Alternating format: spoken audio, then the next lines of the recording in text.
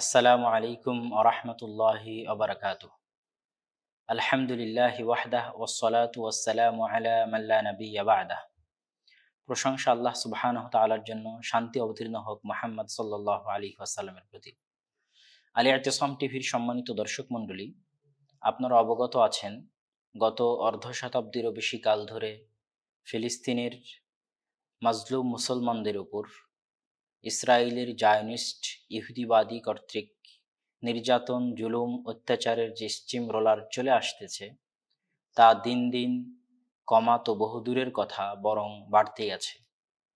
কিছুদিন পূর্বে শেখ আল জার্রাহ, যেটি পশ্চিম তীরের একটি অঞ্চল, বাইতুল মুকাদ্দাস থেকে অনতি দূরে, সেখানের একজন স্থানীয় মুসলিম ফিলিস্তিনি বাসিন্দার বাড়ি নিয়ে সেটেলার ইহুদিদের সাথে যে গণ্ডগোল তৈরি হয়, তার পরিপ্রেক্ষিতে গাজার ওপর ইসরায়েলি সন্ত্রাসীদের ভয়ঙ্কর স্মরণকালের ভয়াবহ হামলার যে দৃশ্য পৃথিবীবাসী দেখে এসেছে, তার পরিপ্রেক্ষিতে আমরা আমাদের আজকের আলোচনায় প্রথম পর্বে বাইতুল মুকাদ্দাস, জেরুজালেম, ফিলিস্তিনের কিছু ইতিহাস টানার চেষ্টা করব ইনশাআল্লাহুল আজিজ।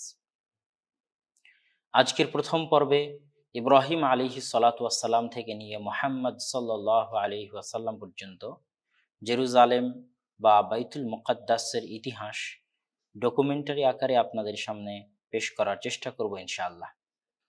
প্রথমত, আল্লাহ সুবহানাহু ওয়া তাআলা পবিত্র কোরআনে বলেছেন, আউয়ালু বাইতিন উদিআ লিন-নাস, পৃথিবীর বুকে সর্বপ্রথম যে বাড়িটি, ইবাদতের যে ঘরটি মানুষের জন্য তৈরি করা হয়েছে তা মক্কায়, বিবাখ্যাতা মক্কায়, সেটি হচ্ছে বাইতুল্লাহ বা কাবা। তার ঠিক 40 বছর পর বাইতুল মুকাদ্দাস নির্মিত হয়। আবু যার গিফারি রাদিয়াল্লাহু তাআলা আনহু থেকে বর্ণিত, তিনি বলেন, আমি রাসূল সাল্লাল্লাহু আলাইহি ওয়াসাল্লামকে জিজ্ঞেস করলাম, আইয়ু মসজিদিন উদিআ ফিল আরদি আউয়াল, পৃথিবীতে সর্বপ্রথম কোন মসজিদটি নির্মিত হয়েছে? রাসূল সাল্লাল্লাহু আলাইহি ওয়াসাল্লাম বললেন, আল মসজিদুল হারাম, তথা মক্কার বাইতুল্লাহ বা কাবা। আমি জিজ্ঞেস করলাম, সুম্মা আইয়ু, তারপর কোনটি? তিনি বললেন, আল বাইতুল মুকাদ্দাস বা আল আকসা, আল মসজিদুল আকসা, তথা মসজিদে আকসা। আমি জিজ্ঞেস করলাম, কাম বাইনাহুম, এই দুইটির মধ্যে পার্থক্য কত বছরের? রাসূল সাল্লাল্লাহু আলাইহি ওয়াসাল্লাম বললেন, আরবাউনা সানাহ, 40 বছরের পার্থক্য। মুহাদ্দিসিনে কিরাম, মুফাসসিরিনে কিরাম হাদিসের ব্যাখ্যায় বলেছেন, হতে পারে আদম আলাইহিস সালাতু ওয়াস সালাম সর্বপ্রথম তিনি কাবা তৈরি করেছেন এবং তিনি বাইতুল মুকাদ্দাস তৈরি করেছেন 40 বছর পর। আবার কারো মতে ইব্রাহিম আলাইহিস সালাতু ওয়াস সালাম সর্বপ্রথম কাবা তৈরি করেছেন এবং তার 40 বছর পর তার ছেলে ইসহাক বা ইসহাকের ছেলে ইয়াকুব আলাইহিস সালাতু ওয়াস সালাম বাইতুল মুকাদ্দাস তৈরি করেন। কিন্তু প্রথম মন্তব্যটি বেশি গ্রহণযোগ্য, কেননা আল্লাহ সুবহানাহু ওয়া তাআলা পবিত্র কোরআনে বলেছেন, ওয়াইদ ইয়ারফাউ ইব্রাহিমুল কওয়াইদা মিনাল বাইতি ওয়া ইসমাঈল, যখন ইব্রাহিম এবং ইসমাঈল বাড়ির উপরে দেওয়াল তৈরি করছিল, ঘরের উপরে দেওয়াল তৈরি করছিল, এই আয়াত থেকে বোঝা যায় যে ঘরটি আগে থেকেই ছিল, ঘরের সীমানা, ঘরের মাপ আগে থেকেই ছিল। আগে থেকে থাকা সেই ঘরের উপর নতুন করে দেওয়াল তুলছিলেন ইব্রাহিম ও তার সন্তান ইসমাঈল আলাইহিস সালাতু ওয়াস সালাম। এই আয়াত প্রমাণ বহন করে যে ইব্রাহিম আলাইহিস সালাতু ওয়াস সালামের পূর্ব থেকেই মক্কা বা কাবা ছিল। সুতরাং আদম আলাইহিস সালাতু ওয়াস সালাম বা তার কোনো সন্তান, তাদের হাত দিয়েই সর্বপ্রথম কাবা, বাইতুল্লাহ এবং তার 40 বছর পর বাইতুল মুকাদ্দাস নির্মিত হয়েছে।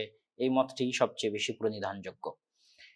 আমরা আজকের আলোচনায় দেখব ইব্রাহিম আলাইহিস সালাতু ওয়াস সালাম থেকে নিয়ে শুরু করে মুহাম্মদ সাল্লাল্লাহু আলাইহি ওয়াসাল্লাম পর্যন্ত প্রায় প্রতিটি নবীর জীবনে কিভাবে বাইতুল মুকাদ্দাসের প্রভাব ছিল। অধিকাংশ নবীর জীবনী। ইব্রাহিম আলাইহিস সালাতু ওয়াস সালামের জন্মস্থান আমরা জানি, ইরাকের ব্যাবিলন নগরীতে তার জন্ম হয়। তিনি তার পিতা কর্তৃক অত্যাচারিত, নির্যাতিত, বিতাড়িত হয়ে হিজরত করে যে জায়গায় আসেন সেটাই জেরুজালেম বা বাইতুল মুকাদ্দাস। ঠিক ইব্রাহিম আলাইহিস সালাতু ওয়াস সালামের যুগে তার ভাতিজা লূত আলাইহিস সালাতু ওয়াস সালাম, যার সম্পর্কে আমরা জানি যে তার কওমকে আল্লাহ সুবহানাহু ওয়া তাআলা উল্টিয়ে দিয়েছিলেন, যেখানে এখনো ডেড সি, জর্ডানের মৃত সাগর এখনো অবস্থিত, সেই লূত আলাইহিস সালাতু ওয়াস সালামের ওই অভিশপ্ত কওমের গ্রামটি বা শহরটি যখন উল্টিয়ে দেওয়া হলো, তখন সেখান থেকে লূত আলাইহিস সালাতু ওয়াস সালামকে উদ্ধার করে আল্লাহ সুবহানাহু ওয়া তাআলা যে জায়গায় নিয়ে এসেছিলেন সেটা জেরুজালেম বা বাইতুল মুকাদ্দাস। আল্লাহ সুবহানাহু ওয়া তাআলা সূরা আম্বিয়ার 71 নম্বর আয়াতে বলেন, ওয়ানাজ্জাইনাহু ওয়া লূতান ইলাল আরদিল্লাতী বারাকনা ফিহা লিল আলামিন, আমি ইব্রাহিম আলাইহিস সালাতু ওয়াস সালাম এবং লূতকে উদ্ধার করে যেই জায়গায় নিয়ে এসেছি সেটা হচ্ছে বাইতুল মুকাদ্দাস বা জেরুজালেম, যেখানে আমি বরকত রেখেছি পৃথিবীবাসীর জন্য। পৃথিবীবাসীর জন্য সেখানে বরকত আছে, এটা আল্লাহ সুবহানাহু ওয়া তাআলা এই আয়াতে স্পষ্ট করে বলে দিয়েছেন। তাহলে আমরা দেখলাম জেরুজালেমের সাথে ইব্রাহিম আলাইহিস সালাতু ওয়াস সালামের সম্পর্ক, জেরুজালেমের সাথে লূত আলাইহিস সালাতু ওয়াস সালামের সম্পর্ক। এবং আপনাদেরকে আমরা ম্যাপের মাধ্যমে দেখানোর চেষ্টা করতেছি যে ইব্রাহিম আলাইহিস সালাতু ওয়াস সালাম কিভাবে তার ইরাক থেকে হিজরত করে বাইতুল মুকাদ্দাসে আসলেন, এবং লূত আলাইহিস সালাতু ওয়াস সালাম ডেড সি থেকে কিভাবে বাইতুল মুকাদ্দাসে আসলেন। এ পর্যায়ে আমরা দেখব ইব্রাহিম আলাইহিস সালাতু ওয়াস সালাম যখন বাইতুল মুকাদ্দাসে বসবাস করেন, তখন কোনো এক সময় দুর্ভিক্ষ দেখা দিলে তিনি তার স্ত্রী সারাকে নিয়ে খাদ্য সংগ্রহের জন্য মিশর যান। মিশরে তৎকালীন জালেম বাদশার সাথে তার স্ত্রীর যে ঘটনা আমাদের মাঝে প্রসিদ্ধ আছে, সেই ঘটনা সংঘটিত হয়, যা আমরা সকলেই জানি। সেখানে সেই ঘটনার পর ইব্রাহিম আলাইহিস সালাতু ওয়াস সালাম হাজেরা আলাইহিস সালাতু ওয়াস সালামকে উপঢৌকন হিসেবে নিয়ে পুনরায় বাইতুল মুকাদ্দাস বা জেরুজালেমে ফেরত আসেন।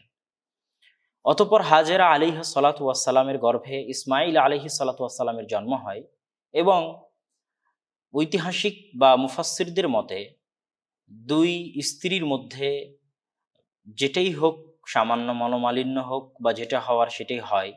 অতঃপর আল্লাহ সুবহানাহু ওয়া তাআলার নির্দেশে ইব্রাহিম আলাইহিস সালাতু ওয়াস সালাম তার দ্বিতীয় স্ত্রী এবং তার সন্তান ইসমাইল আলাইহিস সালাতু ওয়াস সালামকে কাবাহ বা বাইতুল্লাহ মক্কার পাশে রেখে আসেন। উল্লেখ্য যে এখান থেকেই বাইতুল মুকাদ্দাসের সাথে কাবার সম্পর্ক শুরু। নবী ইব্রাহিম আলাইহিস সালাতু ওয়াস সালাম নিজে এক স্ত্রীকে নিয়ে বাইতুল মুকাদ্দাস বা জেরুজালেমে থাকতেছেন, আর এক স্ত্রীকে তিনি কাবা বা বাইতুল্লাহ রেখে আসতেছেন। এবং এই সম্পর্ক শুধু একদিনের নয়, বরং স্বয়ং ইব্রাহিম আলাইহিস সালাতু ওয়াস সালাম বাইতুল মুকাদ্দাস বা জেরুজালেম থেকে বাইতুল্লাহ বা কাবায় ৩-৪ বারের মতো যাতায়াত বা সফর করেছেন। কখনো সন্তানকে রাখতে গেছেন, কখনো সন্তানকে জবেহ করতে গেছেন, কখনো তিনি কাবাহ নির্মাণ করতে গেছেন। এইভাবে বাইতুল মুকাদ্দাসের সাথে কাবা ঘরের স্থায়ী যোগসূত্র ইব্রাহিম আলাইহিস সালাতু ওয়াস সালামের মাধ্যমে স্থাপিত হয়। এবার আমরা আসি ইব্রাহিম আলাইহিস সালাতু ওয়াস সালামের সন্তানদের জীবনে জেরুজালেমের প্রভাব। ইব্রাহিম আলাইহিস সালাতু ওয়াস সালামের প্রথম স্ত্রীর গর্ভে, সারা আলাইহিস সালাতু ওয়াস সালামের গর্ভে ইসহাক আলাইহিস সালাতু ওয়াস সালামের জন্ম হয়। ইসহাক আলাইহিস সালাতু ওয়াস সালামের স্ত্রীর গর্ভে ইয়াকুব আলাইহিস সালাতু ওয়াস সালামের জন্ম হয়, এবং ইয়াকুব আলাইহিস সালাতু ওয়াস সালামের অপর নাম হচ্ছে ইসরাইল বা আব্দুল্লাহ। ইসরাইল শব্দের অর্থ হচ্ছে আব্দুল্লাহ, সেখান থেকেই বানু ইসরাইল বলা হয়। ইয়াকুব আলাইহিস সালাতু ওয়াস সালামের 12 সন্তান, এই 12 সন্তানের পরবর্তী বংশধরকেই বানু ইসরাইল বলা হয়ে থাকে। এবং এই 12 সন্তানের পরবর্তী বংশধরদের সাথে করে নিয়ে অনেক ঘটনাবহুল ইতিহাস রয়েছে, যা আমরা আজকের এই পর্বে অবশ্যই দেখব ইনশাআল্লাহুল আজিজ। এখানে আমরা উল্লেখ করতে চাই, ইসহাক আলাইহিস সালাতু ওয়াস সালাম যেখানেই মারা যান না কেন, কথিত আছে তিনি তার শ্বশুর বাড়িতে মারা গেছিলেন বা অন্য যেখানেই হোক, কিন্তু ঐতিহাসিকগণ লিখেছেন যে তার ওসিয়ত অনুযায়ী তার দাফন জেরুজালেমে করা হয়েছে। ইয়াকুব আলাইহিস সালাতু ওয়াস সালামেরও তার ওসিয়ত অনুযায়ী তার দাফন জেরুজালেমে করা হয়েছে মর্মে ঐতিহাসিকগণ উল্লেখ করে থাকেন। এবং সেটার কিছু আলামত আমরা দেখি যে বর্তমান পশ্চিম তীর, ফিলিস্তিনের পশ্চিম তীরের আল খালিল নামক জায়গায়, যেটাকে হিব্রুতে হেব্রনও বলা হয়, সেখানে ইব্রাহিম, ইসহাক, ইয়াকুব আলাইহিমুস সালাতু ওয়াস সালাম সকলের কবর রয়েছে। সুতরাং এখান থেকে আমরা স্পষ্ট দেখতে পাচ্ছি যে পরবর্তী 3 জনের জীবনেই বাইতুল মুকাদ্দাস বা জেরুজালেমের সম্পর্ক ছিল অনেক সুগভীর এবং অনেক সুনিবিড়। তারা সকলেই এই জেরুজালেমেই বসবাস করেছেন এবং এখানেই থেকেছেন। এবার আসে হচ্ছে জেরুজালেম থেকে কিভাবে বানু ইসরাইল সর্বপ্রথম মিশর গেল। ইউসুফ আলাইহিস সালাতু ওয়াস সালামের ঘটনা আমরা জানি। ইউসুফ আলাইহিস সালাতু ওয়াস সালাম তার ভাইদের ষড়যন্ত্রের কারণে নির্যাতিত অবস্থায়, বন্দী অবস্থায়, গোলাম কৃতদাস অবস্থায় মিশরের বাদশাহ আজিজের নিকটে বিক্রিত হন এবং তার বাড়ির কাজের লোক হিসেবে থাকা শুরু করে। তখনও মিশরে ফেরাউনরা ক্ষমতায় আসেনি। তখন যারা ক্ষমতায় আছে তাদেরকে ঐতিহাসিকগণ হাকসুস বলছেন, আর পবিত্র কোরআনে আল্লাহ সুবহানাহু ওয়া তাআলা আজিজ বা আজিজ ও মিসর বলছেন। ইউসুফ আলাইহিস সালাতু ওয়াস সালামের সাথে ঘটে যাওয়া লম্বা ঘটনা আমরা জানি। ঘটনার এক পর্যায়ে ইউসুফ আলাইহিস সালাতু ওয়াস সালাম তার ভাইদেরকে তার পিতা সহ মিশরে ডেকে পাঠান। তখন ইয়াকুব আলাইহিস সালাতু ওয়াস সালাম তার 12 সন্তানের সন্তান সন্ততি সহ পৌত্র প্রপৌত্র সহ প্রায় 70 জনের লম্বা বিশাল পরিবার নিয়ে তিনি এই প্রথম জেরুজালেম থেকে চলে আসেন মিশরে, তথা জেরুজালেম থেকে এবার বানু ইসরাইল চলে আসলো মিশরে। ইউসুফ আলাইহিস সালাতু ওয়াস সালামের জীবদ্দশা এবং তার মৃত্যুর পরে ঐতিহাসিকদের দাবি অনুযায়ী প্রায় 150 বছর যাবৎ বানু ইসরাইলগণ তাওহীদের উপর শান্তিতে এবং সুখের সাথেই মিশরে জীবনযাপন করতে থাকে। তার সবচেয়ে বড় কারণ ছিল তৎকালীন মিশরের বাদশার সাথে ইউসুফ আলাইহিস সালাতু ওয়াস সালামের ভালো সম্পর্কের কারণে তার মৃত্যুর পরেও সে ভালো সম্পর্ক বাদশার পরবর্তী উত্তরসূরিদের সাথে, ইউসুফ আলাইহিস সালাতু ওয়াস সালামের পরবর্তী উত্তরসূরি বা বানু ইসরাইলের সাথে অব্যাহতভাবে বজায় থাকে। 150 বছর পর হাকসুস বংশের পতন হলে ফেরাউনরা যখন মিশরের ক্ষমতা দখল করে, তখন তারা পূর্বের সরকারের যাদের সাথে ঘনিষ্ঠ সম্পর্ক ছিল তাদের উপর অত্যাচারের মাত্রা বাড়িয়ে দেয় এবং সেই অত্যাচারের সবচেয়ে বড় স্টিম রোলার চালানো হয় পূর্বের সরকারের সাথে ঘনিষ্ঠ সম্পর্ক রাখা বানু ইসরাইলদের উপর। এবং এই অত্যাচারের একটা অংশ আল্লাহ সুবহানাহু তাআলা পবিত্র কোরআনে বর্ণনা করেছেন। সেই অত্যাচারের একটা বিরাট অংশের কথা আল্লাহ সুবহানাহু তাআলা সূরা বাকারায় বর্ণনা করেছেন। আল্লাহ সুবহানাহু তাআলা সূরা বাকারায় বলেন, ওয়াইয নাজ্জাইনাকুম মিন আলি ফিরআউন ইয়াসুমুনাকুম সুআল আযাব ইউযাব্বিহুনা আবনাআকুম ওয়া ইস্তাহইউনা নিসাআকুম। আমি বানু ইসরাইলকে ফেরাউনের অত্যাচার থেকে বাঁচিয়েছি। তার অন্যতম একটি অত্যাচার ছিল ফেরাউন বানি ইসরাইলের পুরুষ সন্তানদেরকে ধরে ধরে জবাই করত আর শুধু মেয়ে সন্তানদেরকে বাঁচিয়ে রাখত। এটা ছিল তার অত্যাচারের মধ্যে সবচেয়ে বড় একটি অত্যাচার। এই অত্যাচারের মধ্যে অনেক লুকিয়ে আল্লাহ সুবহানাহু তাআলা তার মুআজিজা দিয়ে মুসা আলাইহিস সালাতু ওয়াস সালামকে ফেরাউনের বাড়িতে লালন পালন করেন। আমরা জানি ঘটনা, মুসা আলাইহিস সালাতু ওয়াস সালাম বড় হওয়ার পর ফেরাউনের বংশধরের একজনকে এক থাপ্পড়ে হত্যা করে দিয়ে পালিয়ে চলে আসেন শুআইব আলাইহিস সালাতু ওয়াস সালামের মাদিয়ানে। উল্লেখ্য যে শুআইব আলাইহিস সালাতু ওয়াস সালামের মাদিয়ান এবং সালেহ আলাইহিস সালাতু ওয়াস সালামের মাদায়েনের মধ্যে পার্থক্য আছে। আমরা আপনাদেরকে ম্যাপের মাধ্যমে স্পষ্ট করেছি যে মিশরের কায়রো থেকে মুসা আলাইহিস সালাতু ওয়াস সালাম যেখানে পালিয়ে গেছিলেন, যেটা শুআইব আলাইহিস সালাতু ওয়াস সালামের মাদিয়ান, সেই জায়গাটা আমরা এখানে স্পষ্ট করে আপনাদেরকে ম্যাপে দেখিয়েছি, যেটা সৌদি আরবের তাবুক থেকে অনতি দূরে। এবং আমরা ম্যাপে এটাও দেখিয়েছি যে সালেহ আলাইহিস সালাতু ওয়াস সালামের মাদায়েন থেকে শুআইব আলাইহিস সালাতু ওয়াস সালামের মাদিয়ানের দূরত্ব কত দূর। আশা করি আপনাদের কাছে বিষয়টি স্পষ্ট হবে ইনশাআল্লাহুল আজিজ। মুসা আলাইহিস সালাতু ওয়াস সালাম শুআইব আলাইহিস সালাতু ওয়াস সালামের বাড়িতে দীর্ঘদিন বসবাসের পর তার মেয়েকে বিবাহ করে যখন তিনি পুনরায় মিশরে ফিরে যাচ্ছিলেন, তখন সিনাই মরুভূমির জাবালে তুর নামক পর্বতে আল্লাহ সুবহানাহু তাআলার সাথে তার প্রথম কথোপকথন হয়। আমরা আপনাদেরকে ম্যাপে দেখাচ্ছি যে মুসা আলাইহিস সালাতু ওয়াস সালাম যেই মাদিয়ান থেকে সিনাই মরুভূমির উপর দিয়ে মিশরে ফিরে যাচ্ছিলেন, সেখানে কোন জায়গায়, তুর পাহাড়টি কোথায় অবস্থিত, জাবালে মুসা কোথায় অবস্থিত, সেটা আমরা আপনাদেরকে ম্যাপে দেখাচ্ছি। এবং ম্যাপে আমরা আপনাদেরকে এটাও দেখিয়েছি যে সেখানে মুসা আলাইহিস সালাতু ওয়াস সালামের কুয়া সত্য মিথ্যা আল্লাহ সুবহানাহু তাআলা ভালো জানেন। বর্তমান ঐতিহাসিকদের দাবি অনুযায়ী সেটাও আমরা ম্যাপে আপনাদেরকে চিহ্নিত করার চেষ্টা করেছি। এই জায়গায় মুসা আলাইহিস সালাতু ওয়াস সালামের সর্বপ্রথম কথা এখানে আপনাদেরকে মনে রাখতে হবে, এই সিনাই মরুভূমি, এই তুর পাহাড়ের অনেক কথা আমাদের পরবর্তীতে মুসা আলাইহিস সালাতু ওয়াস সালামের সাথে সংশ্লিষ্ট অবস্থায় আসবে, আমরা দেখতে পাবো। মুসা আলাইহিস সালাতু ওয়াস সালাম ফিরআউনের নিকটে ফিরে গিয়ে দাওয়াতি কাজ করে অত্যাচারিত নির্যাতিত হয়ে ঘটনাক্রমে ঘটনা আপনাদের কাছে পরিষ্কার। যেহেতু আমাদের আজকের বিষয়বস্তু বানু ইসরাইল এবং জেরুজালেম, আমরা এই জন্য বিস্তারিত ঘটনার মধ্যে যাচ্ছি না, শুধু বানু ইসরাইল এবং জেরুজালেম নিয়ে সীমাবদ্ধ থাকার চেষ্টা করছি। মুসা আলাইহিস সালাতু ওয়াস সালাম ফিরআউনের অত্যাচার থেকে পালানোর জন্য বানু ইসরাইলদেরকে নিয়ে পালানোর জন্য রওনা দেন। কিন্তু আমরা অনেকেই জানি না যে মুসা আলাইহিস সালাতু ওয়াস সালাম আসলে পালিয়ে কোথায় যাচ্ছিলেন। এবং অনেকের মনে প্রশ্ন জাগে যে মুসা আলাইহিস সালাতু ওয়াস সালাম পালালেন, ফেরাউন ডুবে গেল, তিনি কেন পুনরায় মিশরে ফিরে গিয়ে মিশরের এই বিশাল সাম্রাজ্য দখল করলেন না? যদি আমরা জানতাম যে আসলে মুসা আলাইহিস সালাতু ওয়াস সালাম কোথায় পালাচ্ছেন, কেন পালাচ্ছেন, তাহলে আমাদের মনে এই প্রশ্ন আসতো না। আসলে মুসা আলাইহিস সালাতু ওয়াস সালাম আজ থেকে 450 বছর আগে, 450 বছর আগে তার বাপ দাদা ইউসুফ, ইসহাক, ইয়াকুব, ইব্রাহিম আলাইহিমুস সালাতু ওয়াস সালাম, তারা যে পবিত্র ভূমিতে থাকতেন, লূত আলাইহিস সালাতু ওয়াস সালাম যে পবিত্র ভূমিতে থাকতেন, সেই জেরুজালেমে, যে জেরুজালেম তাদের পিতামাতার আদি ভিটা, যে জেরুজালেম থেকে আজ 450 বছর পূর্বে তারা তার পিতার সাথে মিশরে এসেছিল, ইয়াকুব আলাইহিস সালাতু ওয়াস সালামের সাথে 70 জনের সদস্য নিয়ে মিশরে এসেছিল, সেই 450 বছর আগের আদি ভিটায় তারা ফিরে যাওয়ার জন্য মূলত রওনা দেয়। সেই পবিত্র ভূমিতে ফিরে যাওয়ার জন্য মূলত রওনা দেয়। সেই পবিত্র বাইতুল মুকাদ্দাস জেরুজালেমে ফিরে যাওয়ার জন্য মূলত তারা রওনা দেয়। এই জন্য ফিরে মিশরে যাওয়ার তো কোনো প্রশ্নই আসে না। বরং আমরা দেখব মুসা আলাইহিস সালাতু ওয়াস সালামের জেরুজালেমে যাওয়ার আগ্রহ কতটা উদাগ্র, কতটা দৃঢ় এবং আহ, উম, কতটা তিনি আশায় বুক বেঁধেছিলেন জেরুজালেমে প্রবেশ করার জন্য। আমরা আপনাদেরকে ম্যাপে দেখাচ্ছি যে মুসা আলাইহিস সালাতু ওয়াস সালাম মিশরের থেকে বের হয়ে তিনি লোহিত সাগর অতিক্রম করে সিনাই মরুভূমিতে প্রবেশ করলেন। এই লোহিত সাগরেই ফেরাউনের মৃত্যু হয় এবং ফেরাউন ডুবে যায়। এখন আপনারা পবিত্র কোরআনে বানু ইসরায়েলের সাথে সংঘটিত যত ঘটনা, যত কিস্সা, তাদের নিমক হারামি বলেন, অকৃতজ্ঞতা বলেন, তাদের আল্লাহ সুবহানাহু তাআলার সাথে শঠতা, ধোঁকাবাজির যত ঘটনা আছে সবগুলোই সিনাই মরুভূমিতে সংঘটিত হওয়া। আমরা সিনাই মরুভূমিটি আপনাদেরকে আলাদাভাবে চিহ্নিত করে দিয়েছি ম্যাপের মধ্যে, এবং তুর পাহাড়কেও আমরা ম্যাপের মধ্যে আলাদাভাবে চিহ্নিত করে দিয়েছি। আশা করি বিষয়টি আপনাদের কাছে পরিষ্কার হবে। এবার আমরা দেখব যে এই সিনাই মরুভূমিতে বা এই তুর পাহাড়ের নিকটবর্তী অঞ্চলগুলোতে মুসা আলাইহিস সালাতু ওয়াস সালাম এবং তার সম্প্রদায় বানু ইসরায়েলের সাথে কি কি সংঘটিত হয়। প্রথমত আল্লাহ সুবহানাহু তাআলা সূরা আরাফের মধ্যে স্পষ্ট করেছেন যে ফান্তাকামনা মিনহুম ফাআগরাকনাহুম ফিল ইয়াম্মি, আমি প্রতিশোধ নিয়েছি এবং তাদেরকে সমুদ্রে ডুবিয়ে হত্যা করেছি। অতঃপর এই দুর্বল কওমকে ওয়াওরাসনাল কওমাল্লাযীনা কানু ইসতাদআফুন, এই দুর্বল কওমকে পবিত্র জায়গার মালিক করে দিয়েছি।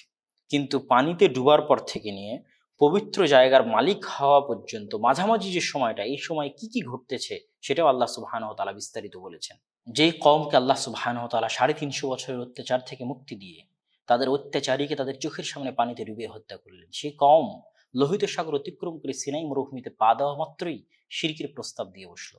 তাদের প্রথম প্রস্তাব হচ্ছে মূর্তি পূজার আবদার। আল্লাহ সুবহানাহু ওয়া তাআলা পবিত্র কোরআন মাজিদে তাদের সেই ঘটনা বর্ণনা করেছেন।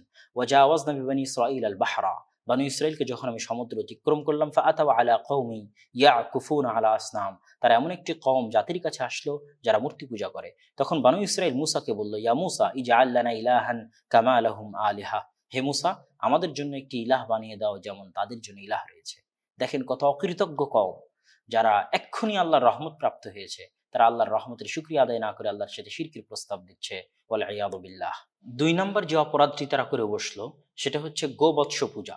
আল্লাহ সুবহানাহু ওয়া তাআলা তুর পাহাড়ে মুসা আলাইহিস সালাতু ওয়াস সালামকে ইবাদতের জন্য 40 দিনের জন্য ডেকে পাঠান।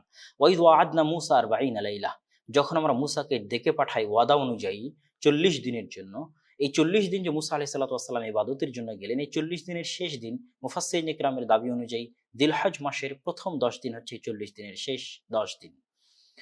মুসা আলাইহিস সালাতু ওয়াস সালাম ইবাদত শেষে যখন তার কওমের নিকটে ফিরে আসেন, তখন তিনি দেখেন তার কওম একটি গরুর মূর্তি বানিয়ে, গোবৎসের মূর্তি বানিয়ে তার পূজা শুরু করেছে, যেটার বর্ণনা আল্লাহ সুবহানাহু ওয়া তাআলা সূরা বাকারার 52 নম্বর আয়াতে 53 নম্বর আয়াতে দিয়েছেন।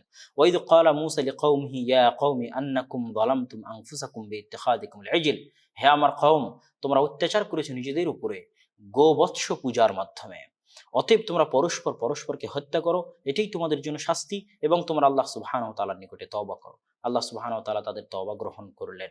তারপরে মুসা আলাইহিস সালাতু ওয়াস সালাম তুর পাহাড় থেকে আল্লাহ সুবহানাহু ওয়া তাআলার নিকট থেকে তাওরাত প্রাপ্ত হয়ে, যেটা সূরা আরাফের 144 এবং 145 নম্বর আয়াতে আল্লাহ সুবহানাহু ওয়া তাআলা বর্ণনা করেছেন, ওয়া কাতাবনা লাহু ফিল আলওয়াহ মিন কুল্লি শাই, আল্লাহ সুবহানাহু ওয়া তাআলা লিখিত আকারে কাষ্ঠ ফলকের মাধ্যমে মুসা আলাইহিস সালাতু ওয়াস সালামের নিকটে যে তাওরাত পাঠান, সেই তাওরাত নিয়ে মুসা আলাইহিস সালাতু ওয়াস সালাম জাতির কাছে ফিরে আসেন।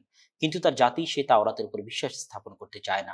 তখন আল্লাহ সুবহানাহু ওয়া তাআলা তুর পাহাড়কে তাদের উপর তুলে ধরেন, যেটার কথা আল্লাহ সুবহানাহু ওয়া তাআলা বর্ণনা করেছেন পবিত্র কোরআনে, ওয়াইদ আখাযনা মিসাকাকুম ওয়া রাফা'না ফাওকাকুম তুর, যখন আমি তাদের উপর তুর পাহাড়কে তুলে ধরলাম এবং তাদের নিকট থেকে ওয়াদা নিলাম। এই তুর পাহাড় তুলে ধরার পরেও, তাদের নিকট থেকে ওয়াদা নেওয়ার পরেও তারা আল্লাহ সুবহানাহু ওয়া তাআলার তাওরাতে বিশ্বাস স্থাপন করতে চাইল না, বরং তারা আল্লাহ সুবহানাহু ওয়া তাআলাকে দেখার জিদ ধরে বসলো, যেটার কথা আল্লাহ সুবহানাহু ওয়া তাআলা পবিত্র কোরআনে বর্ণনা করেছেন। সূরা বাকারার 55 নম্বর আয়াতে আল্লাহ সুবহানাহু ওয়া তাআলা বলেন, ওয়াইদ কুলতুম ইয়া মুসা লান নু'মিনা লাকা হাত্তা নারাল্লাহ জাহরা, হে মুসা আমরা তোমার প্রতি ঈমান আনবো না বা তোমার আনিত কিতাবের প্রতি ঈমান আনবো না যতক্ষণ না আমরা দেখতে পাবো তোমার প্রতিপালককে স্বচক্ষে। তখন মুসা আলাইহিস সালাতু ওয়াস সালাম বনু ইসরাইলের 70 জন বড় বড় ব্যক্তিকে নিয়ে তুর পাহাড়ে চলে গেলেন আল্লাহ সুবহানাহু ওয়া তাআলাকে দেখানোর জন্য। তখন আল্লাহ সুবহানাহু ওয়া তাআলার যে তাজাল্লি জমিনের উপর পড়েছিল, সেই তাজাল্লিতে তারা অজ্ঞান হয়ে যায়। তখন মুসা আলাইহিস সালাতু ওয়াস সালাম আল্লাহর নিকটে দোয়া করেন যে, হে আল্লাহ, তারা যদি মারা যায় আমি আমার কওমের নিকটে ফিরে গিয়ে কি জবাব দিব? অতএব আপনি তাদেরকে জীবিত করে দিন।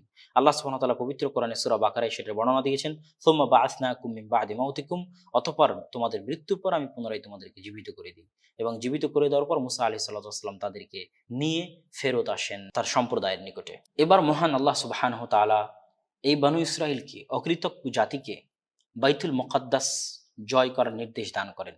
এখনো সবকিছু ঘটতেছে সিনাই মরুভূমিতে। আমরা আপনাদেরকে মানচিত্রে দেখিয়েছি যে সিনাই মরুভূমি জেরুজালেম থেকে কত দূরে। ইসরাইল এবং মিশরের সীমান্তবর্তী অঞ্চল হচ্ছে সিনাই মরুভূমি। এখনো মুসা আলাইহিস সালাম তার কওমকে নিয়ে জেরুজালেম বা বাইতুল মুকাদ্দাসে প্রবেশ করতে পারেননি। এবার আল্লাহ সুবহানাহু ওয়া তাআলা জিহাদের নির্দেশ দিলেন বাইতুল মুকাদ্দাস জয় করার জন্য। আল্লাহ সুবহানাহু ওয়া তাআলা সূরা মায়েদার 21, 22, 23 নম্বর আয়াতে বলেন, মুসা আলাইহিস সালাতু ওয়াস সালাম তার কওমকে বলছেন, ইয়া কওমি দুখুলুল আরদাল মুকাদ্দাসাতা আল্লাতী কাতাবাল্লাহু লাকুম, হে আমার জাতি, সেই পবিত্র জমিনে প্রবেশ করো যেটা আল্লাহ তোমাদের জন্য লিখেছেন। তখন বনু ইসরাইল, অকৃতজ্ঞ বনু ইসরাইল মুসা আলাইহিস সালাতু ওয়াস সালামকে বলে, ইয়া মুসা ইন্না ফিহা কওমান জাব্বারিন, হে মুসা, সেখানে অত্যাচারী নিষ্ঠুর জাতি রয়েছে। ইন্না লান নাদখুলাহা, আমরা কখনো সেখানে প্রবেশ করব না, হাত্তা ইয়াখরুজু মিনহা, যতক্ষণ না তারা সেখান থেকে বের হয়ে যায়। শুধু তাই নয়, তারা এত বড় কথা বলল মুসা আলাইহিস সালামকে যা ভাষায় প্রকাশ করা যাবে না। তবে সেই সময় মাত্র দুইজন ইমানদার ব্যক্তি ছিল। ক্বালা রাজুলানি মিনাল্লাযীনা খাফুনা আনআমাল্লাহ, সেই দুইজন ইমানদার ব্যক্তি হচ্ছেন তার ছোট ভাই হারুন আলাইহিস সালাতু ওয়াস সালাম এবং তার ছাত্র ইউশা বিন নুন। একমাত্র তারা দুইজনই যুদ্ধ করে বাইতুল মুকাদ্দাস জয় করতে রাজি হয়েছিল। অন্যদিকে অকৃতজ্ঞ বানু ইসরাইল বলল, হে মুসা ইন্না লান নাদখুলাহা আবাদা, যতক্ষণই অত্যাচারী জাতি আমালেকা গোত্র, অত্যাচারী বিশাল দেহের অধিকারী আমালেকা গোত্র এই জেরুজালেমে থাকবে, ততক্ষণ আমরা সেখানে প্রবেশ করব না, বরং তুমি আর তোমার প্রতিপালক যাও। ফাযহাব আনতা ওয়া রাব্বুকা, তুমি এবং তোমার প্রতিপালক যাও। ফাকাতিলা, হে মুসা, তুমি আর তোমার রব গিয়ে যুদ্ধ করো, আমরা যুদ্ধ করতে পারবো না। কল্পনা করতে পারেন কত অকৃতজ্ঞ জাতি, যাদের উপর আল্লাহর এত দয়া আপনারা দেখে আসতেছেন, সেই জাতি একটা সামান্য নির্দেশ মানতে চাচ্ছে না। বাইতুল মুকাদ্দাস বিজয় করার জন্য জিহাদ, সেই জিহাদে অংশগ্রহণ করতে চাচ্ছে না। এবার মুসা আলাইহিস সালাতু ওয়াস সালাম হতাশ হয়ে আল্লাহকে বললেন, হে আল্লাহ, আমি আমার লা আমলিকু ইল্লা নাফসি ওয়া আখি, আমি আমার এবং আমার ভাইয়ের জিম্মেদারি ব্যতীত আর কারো জিম্মেদারি নিতে পারবো না। তখন আল্লাহ সুবহানাহু ওয়া তাআলা গজব স্বরূপ পবিত্র কোরআনে বলে দিচ্ছেন সূরা মায়েদার 26 নম্বর আয়াতে, ফা ইন্নাহা মুহাররামাতুন আলাইহিম 40 সানা, তথা এই পবিত্র ভূমি জেরুজালেম এবং বাইতুল মুকাদ্দাস আমি এই অকৃতজ্ঞ বানু ইসরাইল কওমের জন্য 40 বছরের জন্য হারাম করে দিলাম। এই 40 বছর তার উদ্ভ্রান্তের মতো এই সিনাই মরুভূমিতে ঘুরপাক খেতে থাকবে। এবার আমরা এমন কিছু ঘটনা দেখব যেটা মুফাসসিরদের মতে এই 40 বছরের শাস্তি আরোপের পরে সংঘটিত হয়েছে, তথা যেই 40 বছর তারা শাস্তি ভোগ করছিল তার মধ্যে সংঘটিত হয়েছে। আর কারো মতে সেটা এই 40 বছরের শাস্তি আরোপের আগেই সংঘটিত হয়েছে। তার এক নম্বর হচ্ছে মেঘমালার ছায়া। আল্লাহ সুবহানাহু ওয়া তাআলা সূরা বাকারার 57 নম্বর আয়াতে বলছেন, ওয়াযাল্লালনা আলাইকুমুল গামামা ওয়া আনজালনা আলাইকুমুল মান্না ওয়াস সালওয়া, আমি এই অকৃতজ্ঞ বনু ইসরাইল জাতির উপর মেঘমালা দিয়ে ছায়া প্রদান করেছি। শুধু তাই নয়, আল্লাহ সুবহানাহু ওয়া তাআলা তাদের জন্য খাবার পাঠিয়েছিলেন। যেহেতু সিনাই ছিল মরুভূমি অঞ্চল, আর এই মরুভূমি অঞ্চলে কোনো খাবার উৎপাদিত হতো না, এই জন্য আল্লাহ সুবহানাহু ওয়া তাআলা জান্নাত থেকে তাদের জন্য খাবার পাঠিয়েছিলেন, মান্না ওয়াস সালওয়া, যেটার নাম আল্লাহ পবিত্র কোরআনে উল্লেখ করেছেন। যেই জাতিকে আল্লাহ সুবহানাহু ওয়া তাআলা জান্নাত থেকে খাবার পাঠালেন, আশ্চর্যজনক হলেও সত্য, সেই জাতি জান্নাতের মান্না এবং সালওয়ায় সন্তুষ্ট না হয়ে মুসা আলাইহিস সালাতু ওয়াস সালামের নিকটে এক ভয়ঙ্কর আবদার জানিয়ে বসলো, যেটা আল্লাহর নিয়ামতের সাথে অকৃতজ্ঞতার শামিল। তারা মুসা আলাইহিস সালাতু ওয়াস সালামকে বলে বসলো, আল্লাহ পবিত্র কোরআনে বলছেন, ওয়াইদ কুলতুম ইয়া মুসা লান নাসবিরা আলা তুআমিন ওয়াহিদ, হে মুসা, আমরা এক খাদ্যের উপর ধৈর্য ধারণ করতে পারবো না। ফাদউ লানা রাব্বাক, তোমার প্রতিপালককে ডাকো। ইখরিজ লানা মিম্মা তুমবিতুল আরদু মিন বাকলিহা ওয়া কিসাইহা ফুমিহা আদাসিহা, আমাদের জন্য জমিন থেকে পেঁয়াজ, রসুন, ডাল ইত্যাদি বের করে দিবে, আমরা সেগুলো দিয়ে স্বাদ আস্বাদন করব। এই এক খাদ্য, এক খাবার আমাদেরকে আর ভালো লাগতেছে না। মুসা আলাইহিস সালাতু ওয়াস সালাম হতাশ হয়ে বলেন, আতাস্তাবদিলুনা আল্লাযী হুয়া আদনা বিল্লাযী হুয়া খায়র, হে আমার কওম, তোমরা কি এমন খাবার চাচ্ছ, এমন খাবারের বিনিময়ে যে খাবার তোমাদের নিকটে আছে এটা কল্যাণকর, সেটার বিনিময়ে তোমরা নিম্নতর খাবার চাচ্ছ? আল্লাহুল মুস্তাআন। কিন্তু যেহেতু তার কওম শুনল না, সেহেতু তিনি তার কওমকে পুনরায় বললেন, এই ধরনের খাবারের ব্যবস্থা তোমাদের জন্য হবে যদি তোমরা এই জেরুজালেম বা বাইতুল মুকাদ্দাসে প্রবেশ করো। কিন্তু দুঃখজনক হলেও সত্য, মুসা আলাইহিস সালাতু ওয়াস সালাম তার জীবদ্দশায় বনু ইসরাইলকে নিয়ে জেরুজালেমে প্রবেশ করতে পারেননি। বনী ইসরায়েলদের উপর আল্লাহ সুবহানাহু ওয়া তাআলার আরেকটি রহমত ছিল ঝর্ণাধারার সৃষ্টি করা। যেহেতু মরুভূমি ছিল, সিনাই মরুভূমি, পানির ব্যবস্থা ছিল না, তারা মুসা আলাইহিস সালাতু ওয়াস সালামের নিকটে পানির ব্যবস্থা করে চাইল। আল্লাহ পবিত্র কোরআনে বলছেন, ওয়াইজ ইসতাসকা মুসা লিকাওমিহি ফাকুলনা ইদরিব বিআসাকাল হাজার। যখন মুসার কওম মুসার নিকটে পানি চাইলো, তখন আমরা মুসাকে বললাম লাঠি দিয়ে পাথরে আঘাত করো। যখন মুসা লাঠি দিয়ে পাথরে আঘাত করলো, ফানফাজারাত মিনহু ইসনাতা আশারা আইনা, তখন ওই পাথর থেকে 12টা ঝর্ণাধারা বের হলো।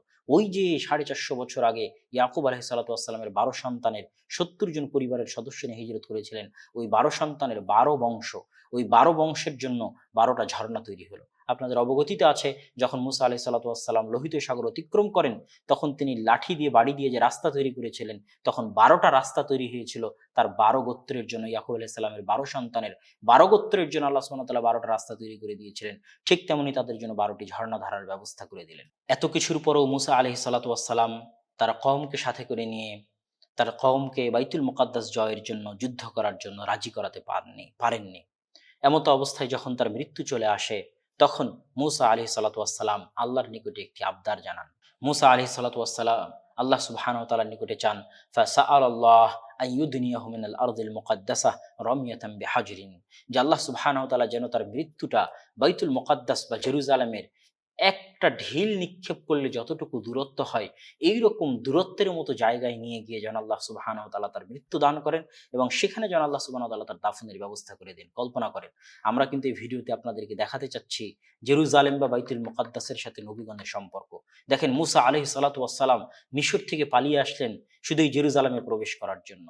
তিনি মিশরের ফেরাউন ডুবে যাওয়ার পরও মিশরে ফিরে যাননি শুধু এই জেরুজালেমে প্রবেশ করার জন্য।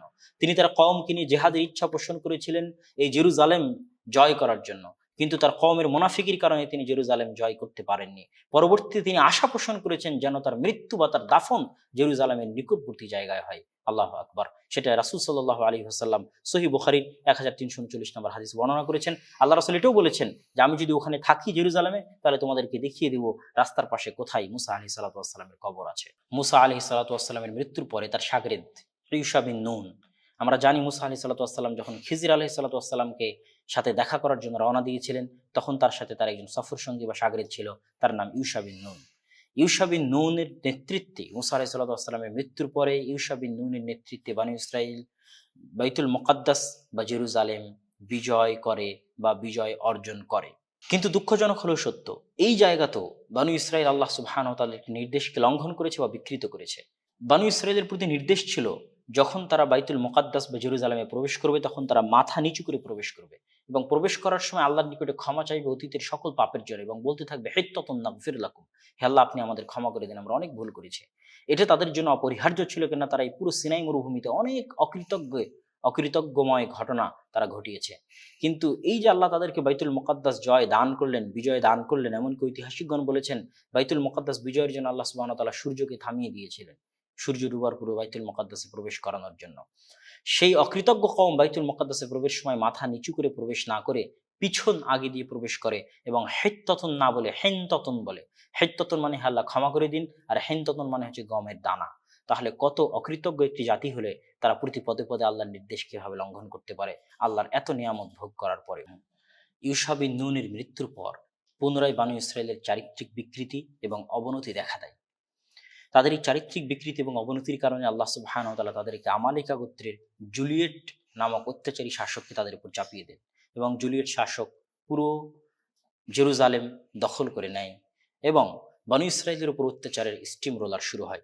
অত্যাচারে ক্লান্ত হয়ে বনী ইসরাইলেরা তৎকালীন নবী, যে নবীর নাম আল্লাহ সুবহানাহু ওয়া তাআলা পবিত্র কোরআনে নেননি, কিন্তু তিনি সেই নবীর কথা পবিত্র কোরআনে বলেছেন, তবে তাওরাত ইনজিলে সেই নবীর নাম শামুয়েল হিসেবে উল্লেখ করা হয়েছে। সেই শামুয়েল নবীকে বনী ইসরাইলরা আবদার জানায় যে আপনি আমাদের জন্য আল্লাহর পক্ষ থেকে এমন একটি শাসকের ব্যবস্থা করে দিন, যে শাসকের মাধ্যমে আমরা এই অত্যাচারী শাসকের কবল থেকে মুক্তি পাবো এবং পুনরায় বাইতুল মুকাদ্দাস বা জেরুজালেমে আমাদের সেই অধিকার প্রতিষ্ঠিত হবে। আল্লাহ সুবহানাহু ওয়া তাআলা পবিত্র কোরআনে সেই ঘটনার বর্ণনা দিচ্ছেন। তবে আপনাদেরকে মনে রাখতে হবে, এই ঘটনার মাধ্যমে আমরা দাউদ আলাইহিস সালাতু ওয়াস সালামের সাথে জেরুজালেমের সম্পর্ক আবিষ্কার করব। আল্লাহ সুবহানাহু ওয়া তাআলা পবিত্র কোরআনে বলছেন, আলাম তারা ইলাল মালাই মিন বানি ইসরাঈল মিন বাদি মুসা, মুসার পরে আল্লাহ স্পষ্ট বলে দিয়েছেন যে মুসার পরে বনী ইসরাইলের একটা গোত্রের কথা কি আপনি জানেন না, যারা তাদের নবীকে বলল, এই নবীর নাম আল্লাহ কোরআনে নেননি, কিন্তু তাওরাত ইনজিলে বলা আছে যে এই নবীর নাম হচ্ছে শামুয়েল।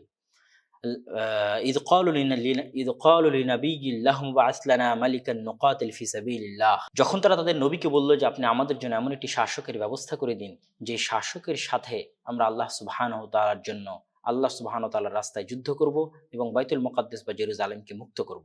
এই অকৃতজ্ঞ কওমের কথা নবী খুব ভালোভাবে জানতেন।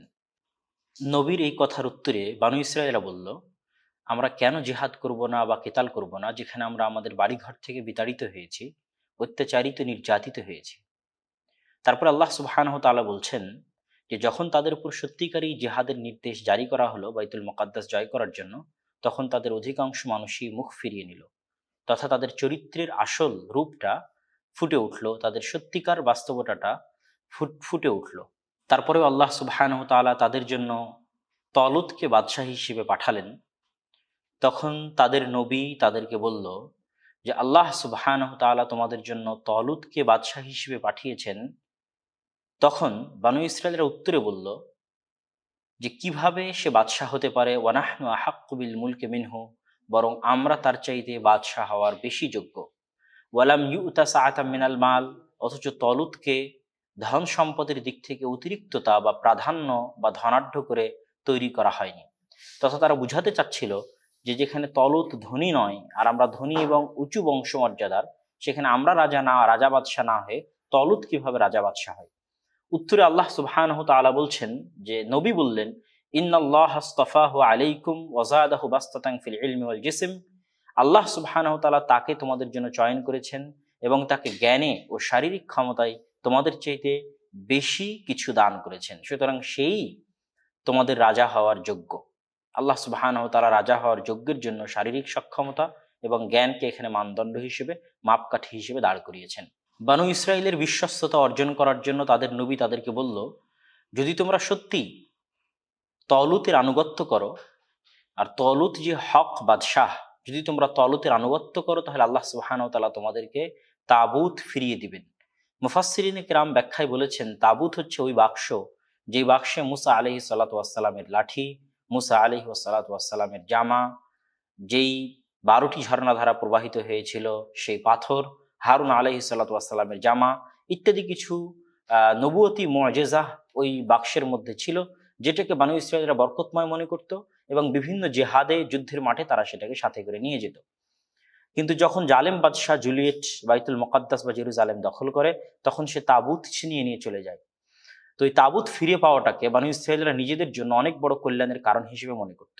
তখন তাদের নবী তাদেরকে বলল, যদি তলুতের তোমরা অনুসরণ করো, আল্লাহ সুবহানাহু ওয়া তাআলা তোমাদেরকে সেই তাবুত পুনরায় তোমাদের মাঝে ফিরিয়ে দিবে। এবার পিছনেরই প্রেক্ষাপটের পর আমরা দেখব পুনরায় দ্বিতীয় একজন নবীর হাতে বাইতুল মুকাদ্দাসের বিজয় অভিযান, জিহাদ ও কেতালের মাধ্যমে। ইতিপূর্বে আমরা দেখেছি মুসা আলাইহিস সালাতু ওয়াস সালামকে জেরুজালেম বিজয় করার জন্য এবং তার কওমকে জিহাদ বা কেতালের নির্দেশ দেওয়া হয়েছিল, তারা সেটা অমান্য করেছিল।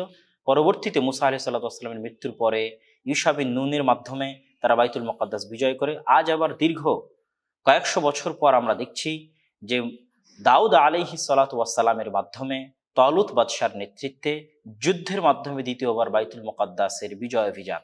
আল্লাহ সুবহানাহু ওয়া তাআলা এই বিজয় অভিযানের বর্ণনা পবিত্র কোরআনে দিয়েছেন সূরা বাকারার 249, 50, 51 নম্বর আয়াতে।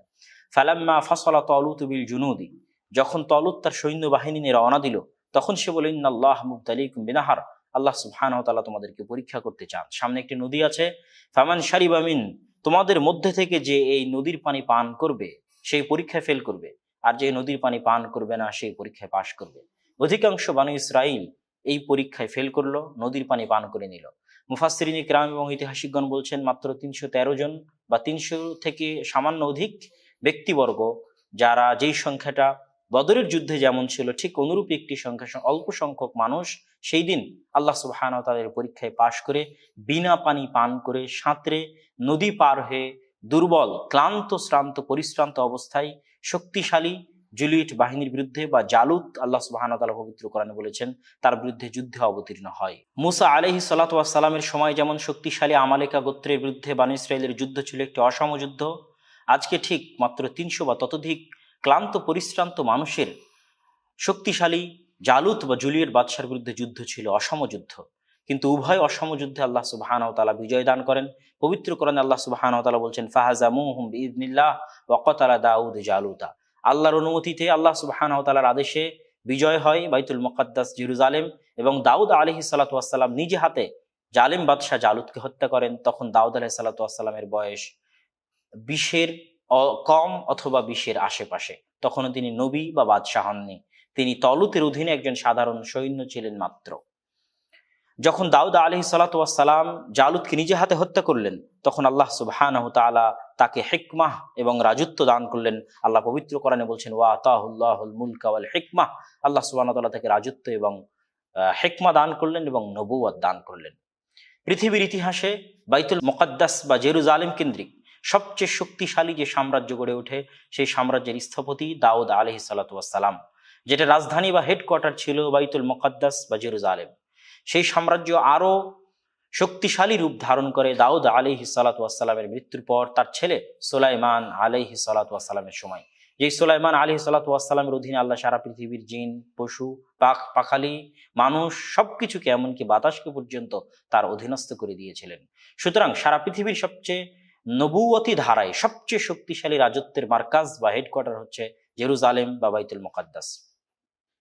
আল্লাহ সুবহানাহু ওয়া তাআলার নির্দেশে দ্বিতীয়বার দাউদ আলাইহিস সালাতু ওয়াস সালাম বাইতুল মুকাদ্দাস নির্মাণ শুরু করেন। পরবর্তীতে তার ছেলে সেটি পরিপূর্ণ করে, এবং শরীয়তের বিভিন্ন তথ্য থেকে প্রমাণিত যে সুলাইমান আলাইহিস সালাতু ওয়াস সালাম যে বাইতুল মুকাদ্দাস নির্মাণ করেছিলেন, সেখানে জিনদের সশরীরে অংশগ্রহণ ছিল, এবং সারা পৃথিবীর বিভিন্ন জায়গা থেকে বড় বড় পাথর নিয়ে এসে তারা বাইতুল মুকাদ্দাস নির্মাণে অংশগ্রহণ করে।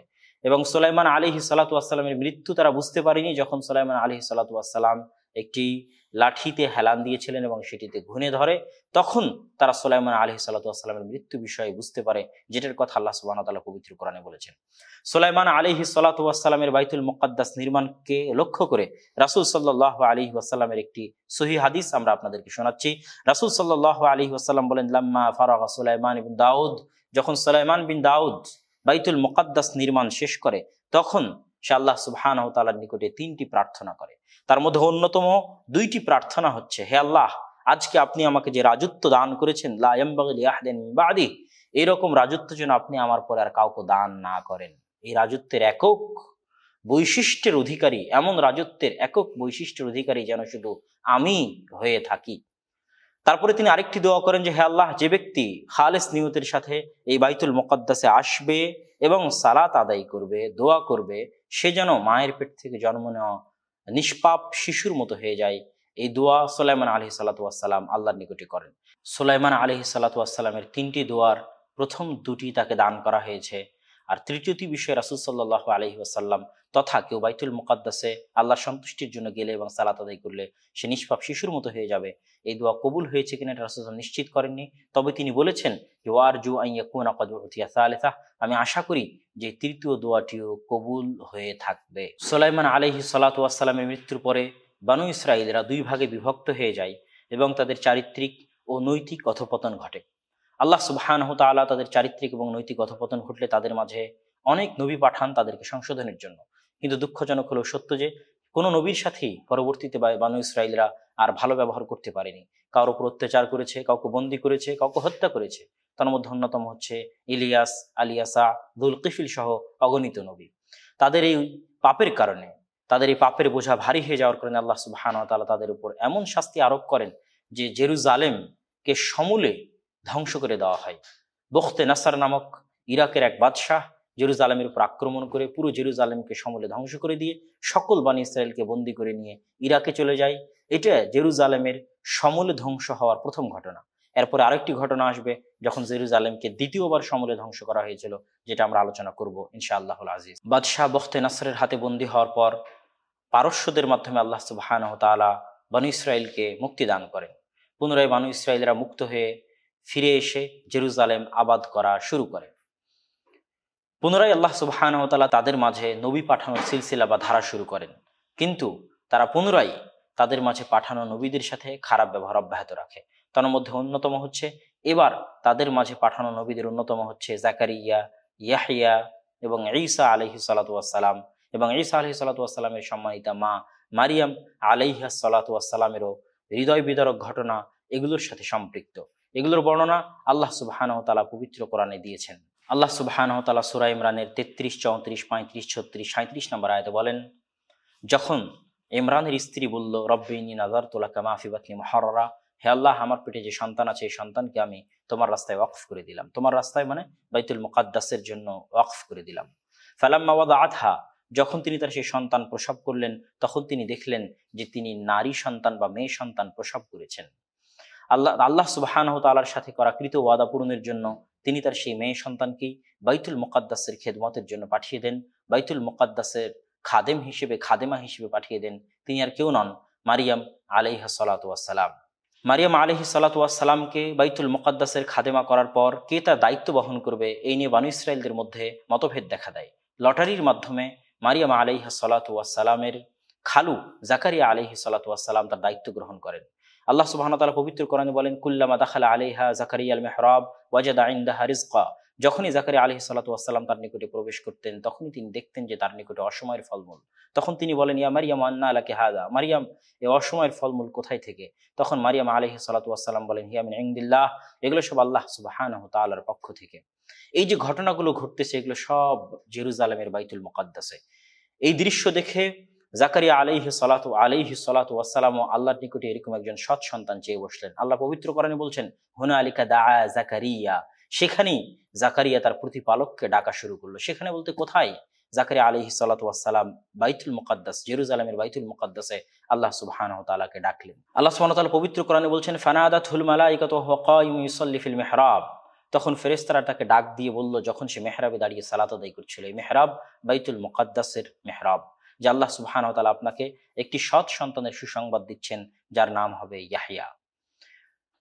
অন্যদিকে মারিয়াম আলাইহিস সালাতু ওয়াস সালামের সাথেও এক ব্যতিক্রমধর্মী ঘটনা শুরু হয়, যেটা আল্লাহ সুবহানাহু ওয়া তাআলা পবিত্র কোরআনে বর্ণনা করেছেন এভাবে, যে আল্লাহ সুবহানাহু ওয়া তাআলা সূরা আলে ইমরানে একের পর এক ঘটনার বর্ণনা দিয়ে যাচ্ছেন। 40, 41, 42, 43, 45 নম্বর আয়াতে এভাবে, যে ফেরেশতারা মারিয়াম আলাইহিস সালাতু ওয়াস সালামকে বলল, ইয ক্বালাতিল মালাইকাতু ইয়া মারিয়াম ইন্নাল্লাহা ইউবাশশিরুকি বিকালিমাতিন মিনহু ইসমুহু আল মাসীহ ঈসা ইবনে মারিয়াম, আল্লাহ সুবহানাহু ওয়া তাআলা তোমাকে সুসংবাদ দিচ্ছে একজন সৎ সন্তানের, যার নাম হবে ঈসা ইবনে মারিয়াম, তথা তার কোনো পিতা নেই, সে পিতাবিহীনভাবে মারিয়ামের গর্ভে জন্ম নিবে, তাই তার নাম হবে ঈসা ইবনে মারিয়াম। তখন মারিয়াম আলাইহিস সালাতু ওয়াস সালাম আশ্চর্য হয়ে বলছেন যে কিভাবে আমার সন্তান হতে পারে, ওয়ালাম ইয়ামসাসনি বাশার, অথচ আমাকে কোনো পুরুষ মানুষ স্পর্শ করেনি। আল্লাহ সুবহানাহু ওয়া তাআলা উত্তরে বলছেন, আল্লাহ সুবহানাহু ওয়া তাআলা যা চান, যেটা চান, যেভাবে চান তিনি সৃষ্টি করতে পারেন এবং তিনি সৃষ্টি করার উপর ক্ষমতাশীল, তিনি ক্ষমতা রাখেন। এবং আল্লাহ সুবহানাহু ওয়া তাআলা আরো বর্ণনা দিচ্ছেন যে ঈসা আলাইহিস সালাতু ওয়াস সালামের যখন জন্ম হবে, ওয়া ইউকাল্লিমুন নাসা ফিল মাহদি, তখন তিনি শিশু অবস্থাতেই মায়ের কোলে মানুষের সাথে কথা বলবেন, তার মায়ের পবিত্রতার সাক্ষ্য দিবেন। ঘটনা আল্লাহ সুবহানাহু ওয়া তাআলা যেভাবে বললেন সেভাবেই ঘটতে থাকলো। এবং একই সাথে তিনজন নবী, জাকারিয়া, ইয়াহইয়া এবং ঈসা, তিনজন মহান নবীর সাথে বনী ইসরাইল তৎকালীন ইহুদিরা চরম পর্যায়ের খারাপ ব্যবহার করলো। জাকারিয়া এবং ইয়াহইয়া আলাইহিস সালাতু ওয়াস সালামকে করাত দিয়ে চিরে হত্যা করলো এবং ঈসা আলাইহিস সালাতু ওয়াস সালামকে হত্যা করার চেষ্টা করলো। যদিও খ্রিস্টানরা বিশ্বাস করে যে তাকে হত্যা করা হয়েছে, কিন্তু আল্লাহ কোরআনে বলেছেন তাকে তারা হত্যা করতে পারেনি। তিনি ঈসা আলাইহিস সালাতু ওয়াস সালামকে আসমানে জীবিত অবস্থায় উঠিয়ে নিয়েছেন। অন্যদিকে তার মায়ের উপর মিথ্যা অপবাদ দিয়ে পৃথিবীর ইতিহাসের সবচেয়ে বড় মানসিক নির্যাতন এবং মানসিক অত্যাচার সেই বনী ইসরাইলরা অব্যাহত রাখলো।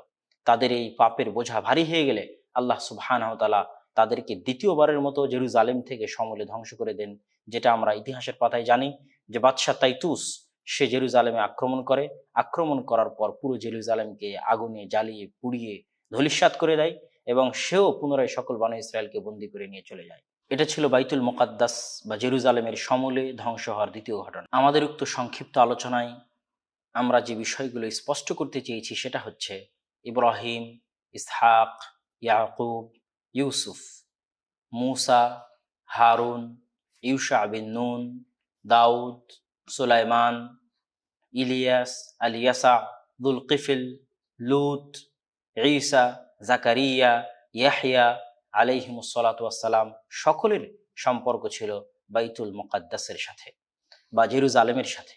এই জন্য আজকের পৃথিবীর যারা ইহুদি, আজকের পৃথিবীর যারা খ্রিস্টান, আপনি কল্পনা করুন যে আমেরিকার কাছে কি এমন কমতি রয়েছে টাকা পয়সার, কি এমন কমতি রয়েছে ক্ষমতার, কি এমন কমতি রয়েছে প্রভাব প্রতিপত্তির। সারা পৃথিবীর সবচেয়ে শক্তিশালী রাষ্ট্র হওয়ার পরও, সুপার পাওয়ার হওয়ার পরও তারা নিজেদেরকে অসম্পূর্ণ মনে করে যদি তাদের হাতে জেরুজালেম না থাকে। কেননা তাদের নবী ঈসা আলাইহিস সালাতু ওয়াস সালামের জন্মস্থান তো এই জায়গায়, বাইতুল্লাহাম বা বেথেলহাম। তাদের নবীর মায়ের তথা মারিয়াম আলাইহিস সালাতু ওয়াস সালামের থাকার জায়গা তো এই জায়গা, তাদের নবীর বেড়ে ওঠার জায়গা তো এই জায়গা। আপনি ইহুদিদের দিকে দেখেন, তারা যদি সারা পৃথিবীর সকল ক্ষমতা অর্জন করে ফেলে, সারা পৃথিবীর সকল দেশ বিজয় করে ফেলে, কিন্তু তবুও তারা নিজেদেরকে অসম্পূর্ণ মনে করবে যদি জেরুজালেম বা বাইতুল মুকাদ্দাস তাদের হাতে না থাকে। কেননা তাদের যত স্মৃতি রয়েছে, সকল স্মৃতি, সেটা দাউদ আলাইহিস সালাতু ওয়াস সালামের স্মৃতি হোক, সুলাইমান আলাইহিস সালাতু ওয়াস সালামের স্মৃতি হোক, সকল স্মৃতি এই মাটির সাথে সম্পৃক্ত। এই জন্য পৃথিবীর তিন ধর্মের একত্রে এই জায়গার দাবিদার এইভাবে অন্য কোথাও নাই। মক্কার দাবিদার ইহুদিরাও নয়, খ্রিস্টানেরাও নয়, বা মদিনার দাবিদার ইহুদিরাও নয়, খ্রিস্টানেরাও নয়, বা অন্য কেউ নয়। কেননা আল্লাহ সুবহানাহু ওয়া তাআলা মক্কায় ইব্রাহিম আলাইহিস সালাতু ওয়াস সালামের এক সন্তান ইসমাইল আলাইহিস সালাতু ওয়াস সালামকে রেখে গেছিলেন এবং তার বংশে একমাত্র নবী মুহাম্মদ সাল্লাল্লাহু আলাইহি সাল্লামকে দান করেন। ফলত মক্কা বা কাবার একমাত্র দাবিদার উম্মতে মুহাম্মাদি, মদিনার একমাত্র দাবিদার উম্মতে মুহাম্মাদি। কিন্তু বাইতুল মুকাদ্দাস এমন এক জায়গা যেটার দাবিদার একসাথে পৃথিবীর বিশাল তিন তিন ধর্মের অনুসারীরা। সুতরাং কিয়ামতের নিকটবর্তী মুহূর্তে যা কিছু ঘটবে তার সবকিছু এই বাইতুল মুকাদ্দাস কেন্দ্রিক ঘটবে। যত ফিতনার ঘটনা, দাজ্জালের উত্থান, দাজ্জালের পতন, ঈসা আলাইহিস সালাতু ওয়াস সালামের পুনরায় আসা, আমরা এটাও জানি যে পৃথিবীর সকল ধর্ম, ঈসাই ধর্ম, খ্রিস্টান ধর্ম, ইহুদি ধর্ম, সকলে অপেক্ষায় আছে একজন মাসিহের, যে সে আসবে এবং তাদেরকে উদ্ধার করবে। মুসলমানের অপেক্ষায় আছে একজন মাসিহের, তিনি হচ্ছেন ঈসা আলাইহিস সালাতু ওয়াস সালাম। খ্রিস্টানের অপেক্ষায় আছে ঈসা আলাইহিস সালাম পুনরায় আসবে, আর ইহুদির অপেক্ষা আছে তাদেরকে একজন উদ্ধার করার জন্য আসবে, এবং কিয়ামতের পূর্ব মুহূর্তে একজন অবশ্যই আসবেন। কিন্তু তিনি আমাদের বিশ্বাস অনুযায়ী উম্মতে মুহাম্মাদের অন্তর্ভুক্ত হবেন এবং তিনি ঈসা আলাইহিস সালাতু ওয়াস সালাম হবেন। এবং পৃথিবীর ধ্বংসের নিকটবর্তী সময় আল মালহামাল কুবরা, যে বড় বড় যুদ্ধগুলো সংঘটিত হবে, মহাযুদ্ধগুলো সংঘটিত হবে, তার সবগুলি এই বাইতুল মুকাদ্দাস কেন্দ্রিক এবং জেরুজালেমের আশেপাশে এবং এটাকে কেন্দ্র করে সংঘটিত হবে। কেননা এর চাইতে বড় ক্রাইটেরিয়া, এর চাইতে বড় যুদ্ধ সংঘটিত হওয়ার কোনো কারণ পৃথিবীর আর কোনো জায়গায় পাওয়া যায় না। এবং পৃথিবীর এটাই একমাত্র জায়গা যেটাকে কেন্দ্র করে পৃথিবীতে সবচেয়ে বেশিবার যুদ্ধ সংঘটিত হয়েছে। ঐতিহাসিকদের দাবি অনুযায়ী জেরুজালেমের ক্ষমতা পালাবদল হয়েছে 50 বারের অধিক, এবং জেরুজালেমে যুদ্ধও হয়েছে শতকের কাছাকাছি বারের মতো, শুধু জেরুজালেমের ক্ষমতা পালাবদল নিয়ে। এবং জেরুজালেম সমূলে ধ্বংস হয়ে গেছে পৃথিবীর ইতিহাসে দুইবার। আমরা এখানে ইব্রাহিম আলাইহিস সালাতু ওয়াস সালাম থেকে নিয়ে মুহাম্মদ সাল্লাল্লাহু আলাইহি সাল্লাম পর্যন্ত জেরুজালেমের সাথে সকল নবীর সম্পর্কের বিষয়টি দেখলাম। দ্বিতীয় পর্বে আমরা মুহাম্মদ সাল্লাল্লাহু আলাইহি ওয়াসাল্লামের সাথে জেরুজালেমের সম্পর্ক নিয়ে আলোচনা করব, এবং উম্মতে মুহাম্মাদি যে জেরুজালেমের একমাত্র সঠিক হকদার, সেটা নিয়ে আমরা দ্বিতীয় পর্বে বিস্তারিত আলোচনা করব ইনশাআল্লাহুল আজিজ।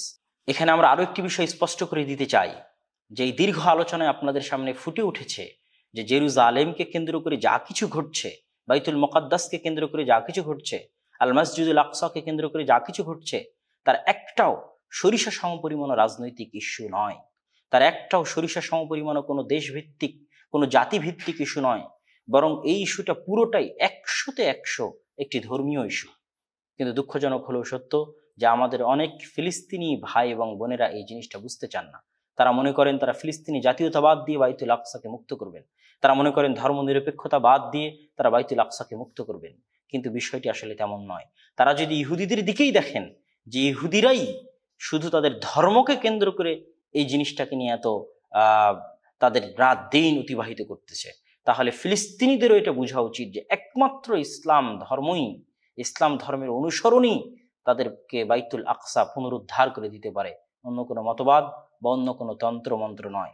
আজকের আলোচনার শেষে আমরা আপনাদের সামনে এই দীর্ঘ আলোচনায় বাইতুল মুকাদ্দাসকে কোথায় কোথায় আল্লাহ সুবহানাহু ওয়া তাআলা বরকতময় বলেছে সেটার আমরা একটা সামারি আপনাদের সামনে পেশ করে দিই। সূরা আরাফের 137 নম্বর আয়াতে আল্লাহ সুবহানাহু ওয়া তাআলা বনী ইসরাইলকে বলেছিলেন, ইয়া কওমি দুখুলুল আরদাল মুকাদ্দাসা, মুসা আলাইহিস সালাম বলেছিলেন যে হে বনী ইসরাইল, তোমরা আল আরজাল মুকাদ্দাসা, এই পবিত্র ভূমিতে প্রবেশ করো। সূরা আরাফের 137 নম্বর আয়াতে আল্লাহ সুবহানাহু ওয়া তাআলা বলেছেন, আওরাসনাল কওমাল্লাযীনা কানু ইস্তাদআফুন মাশারিকাল আরদি ওয়া মাগারিবাহা আল্লাতী বারাকনা ফিহা। এই জমিনের মালিক আমি তাদেরকে করে দিয়েছি দুর্বল থাকার পরও, যেই জমিনের চারিদিকে আমি বরকত রেখেছি। আল্লাহ সুবহানাহু ওয়া তাআলা সূরা ইসরার 1 নম্বর আয়াতে বলেছেন, সুবহানাল্লাযী আসরা বিআবদিহি লাইলাম মিনাল মাসজিদিল হারাম ইলাল মাসজিদিল আকসা আল্লাযী বারাকনা হাওলাহ।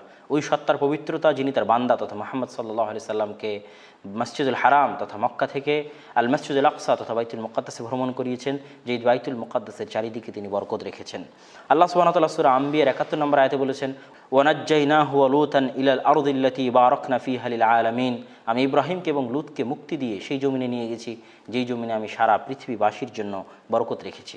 এই আয়াতগুলোতে আল্লাহ সুবহানাহু ওয়া তাআলা বাইতুল মুকাদ্দাসকে পবিত্র ভূমি, বরকতময় ভূমি বলে স্পষ্টভাবে ঘোষণা করেছেন।